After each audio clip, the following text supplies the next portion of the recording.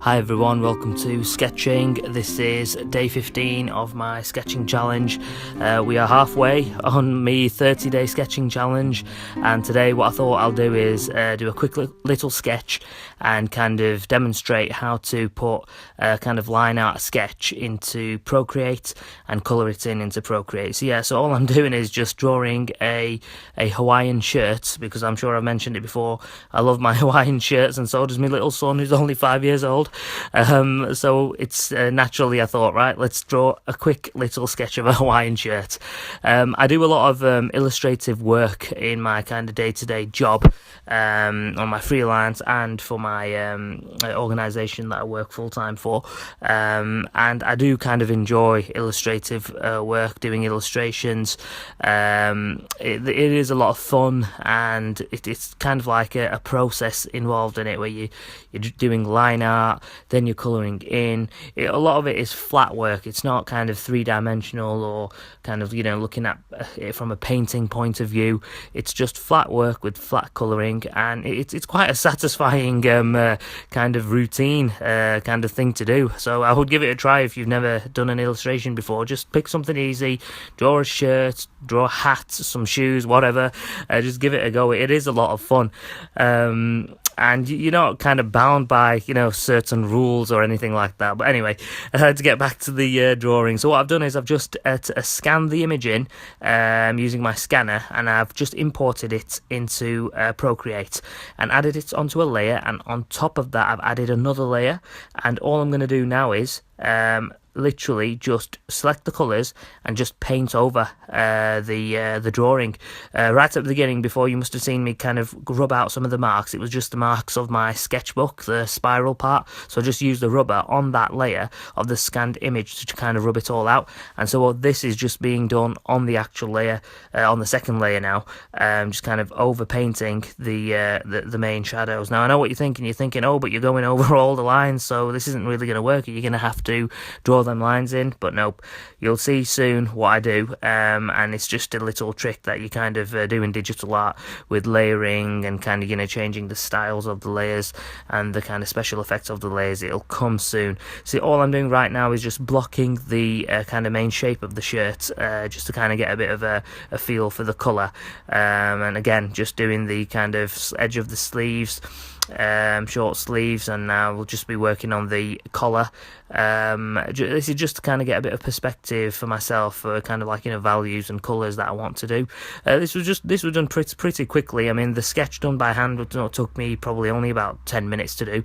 It was a rough sketch, and this colouring, I think this took around about maybe 25 to 30 minutes.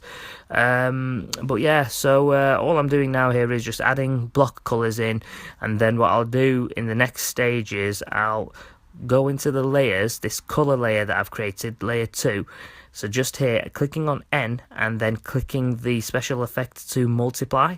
And as you can see, just like magic, the lines have come out. So it's just a great way of kind of having to, instead of having to, do your lines all over again, you can literally just colour in like you're colouring in a colouring in book. And all I'm doing now is I'm just adding more colour. And if you notice that the orange that I've kind of added in, I'm changing around with the different kind of layer effects, the multiply, screen, and all the kind of ones that are available in Procreate. I mean, Procreate doesn't give you like the vast special effect layers that you can get in Photoshop, but to be honest with you, for my own kind of work, I probably only need the ones that you get in Procreate, especially when I'm doing illustration work. So I think it's quite adequate for myself. I don't know yourself, you might be doing work on Photoshop and doing many layers and many different special effects, but personally I don't really do that much. I just kind of keep things simple, and more on the traditional sense, if you like. I try avoiding doing the special effects things. I'm just kind of like a traditionalist, an old school kind of guy in terms of art. But yeah, so I'm just kind of layering the colouring in, basically the little flowers that I've drawn, and I'm using the artistic brushes to do this. The artistic brush, which blends in, and it kind kind of overlaps the colour, so you'll see that it's not like the pure colour that I've chosen, it's just kind of layering and kind of blending over because it's done in layers. So what I've done is I've added this on in another layer, and you can see some of the colours showing through underneath, which is the type of effect that I like. So it doesn't look too kind of digital, if you like.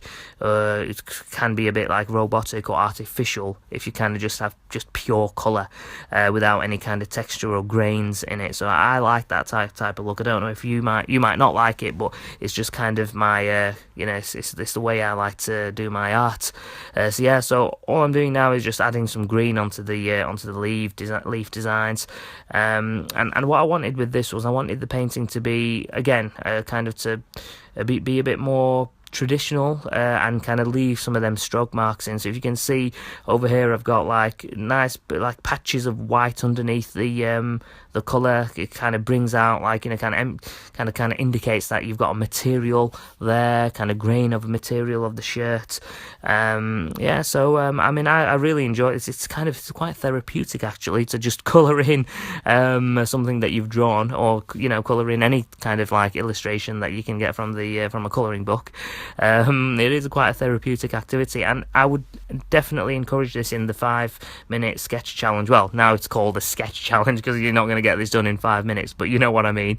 All I'm adding now is the drop shadow, which I just chose like a dark blue, and I use the airbrush to kind of just add in where the shadows are, where kind of like the material is overlapping, just to give it a bit more kind of a real effect, a 3D type of effect. And just with a gel pen now, I'm just highlighting some of the kind of areas of the collar that are kind of blending away into the dark colours of the shirt. And all I'm doing now is just drawing small little white circles to kind of like make the buttons kind of pop out.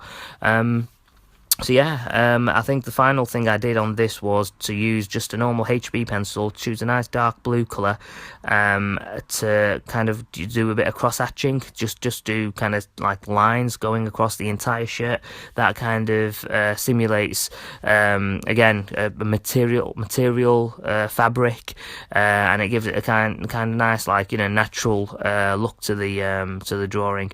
Without going into too much realism. So I was happy with this, and again, doing this kind of cross-hatching effect in lines, just doing loads and loads of little tiny lines. It's just a therapeutic thing for me. It is anyway. It's just so relaxing, time-consuming but relaxing, nevertheless. So basically, all I'm doing is just adding these lines in. I mean, like I said, I'm going to encourage you every single day to sketch something. It doesn't have to be, complicated. You don't have to sketch by hand and then go and paint digital. You can just get a piece of paper and a pen and just sketch something from imagination, from reference, whatever you fancy. Just go ahead and do it. I mean, I've been doing this now solid for 15 days, and since I got my iPad Pro, I've been literally drawing so much more than I would normally do. Beforehand, all I'd do is try planning. I'm going to do a painting or a drawing, and I'll just keep planning in my head I'm going to do it, but I'll just never get around to doing it because you're just so busy in your day-to-day kind of life.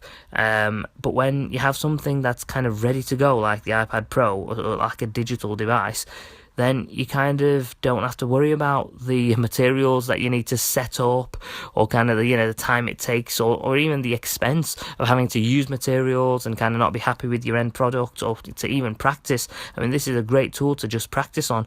You're saving trees at the end of the day. It's more environmentally friendly from that aspect. And obviously people will argue, but are Apple an environmentally friendly company? Not going to go into that discussion, but just generally, saving trees is definitely a good thing. If you're just going to practice and sketch, then it would be better to use a digital avenue, in my opinion.